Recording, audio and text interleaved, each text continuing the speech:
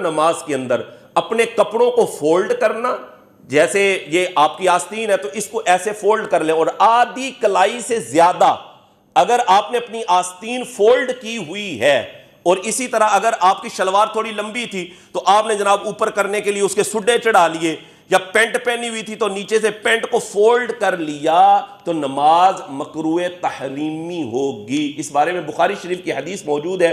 नबी करीम अलैहिस्सलातु वस्सलाम ने इरशाद फरमाया, उमिरतु अन अस्जुदा अला सबअति आज़ुमिन, अल्लाह रब्बुल इज़्ज़त ने मुझे हुक्म दिया है कि मैं 7 हड्डियों पर सजदा करूं, वला अकुफ़ सौबन वला शारन, और मैं अपने कपड़ों को भी ना समेटूं और अपने बालों को भी ना समेटूं। तो कपड़ों को समेटने और बालों को समेटने से नमाज की हालत में फरमाया ये मना फरमाया गया है। तो नमाज में आप अपने कपड़ों को फोल्ड नहीं कर सकते। अगर आपकी शलवार लंबी है और टखनों से नीचे जा रही तो कोई मसला नहीं, क्योंकि शलवार अगर टखनों से नीचे भी हो तो नमाज हो जाती है बिला कराहत। टखनों का जाहिर होना, ना मर्दों की बात कर रहा हूं, टखनों का जाहिर होना यह मुस्तहब है, फर्ज वाजिब नहीं है। अगर टखनों से नीचे शलवार हो गई है तो कोई हरज नहीं। बहरहाल गुरूर और तकब्बुर की वजह से नहीं होनी चाहिए, क्योंकि गुरूर और तकब्बुर की वजह से करेंगे तो फिर गुनाहगार होंगे।